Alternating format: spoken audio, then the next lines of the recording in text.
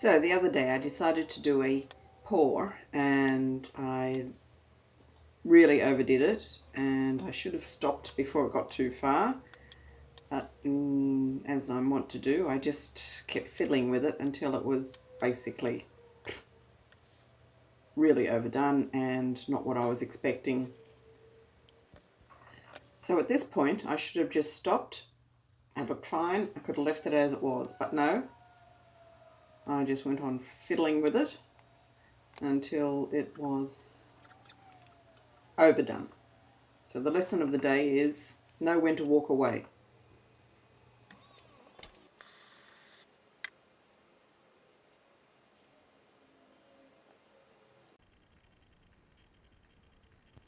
This is the final product, but it's not what I was hoping for.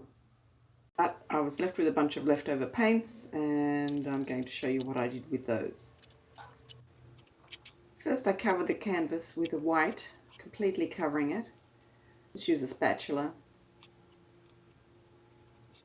Make sure you get all the edges covered. This is my colour palette.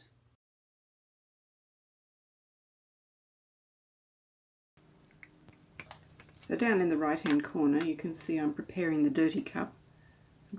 First I've put in some white and then different shades of the blue and aqua. I'm adding some lime, which wasn't in yesterday's pour, and in different layers randomly until it's about half a cup full.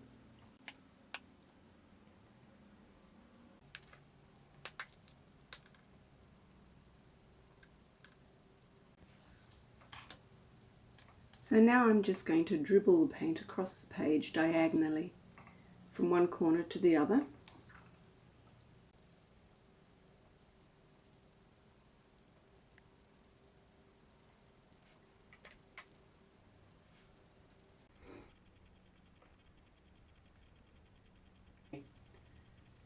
Then lift and tilt till they sort of run off the two diagonal corners.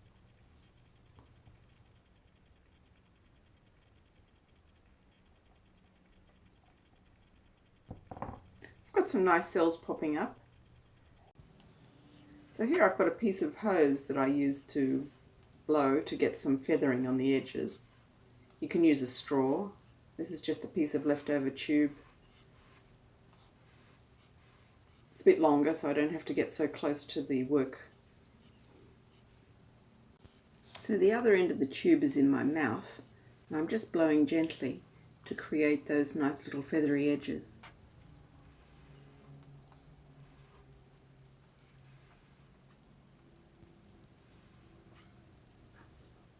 So I've got some nice feathery edges.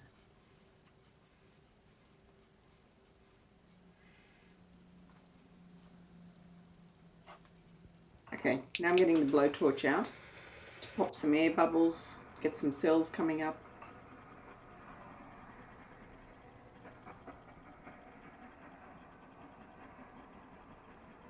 This is what I created.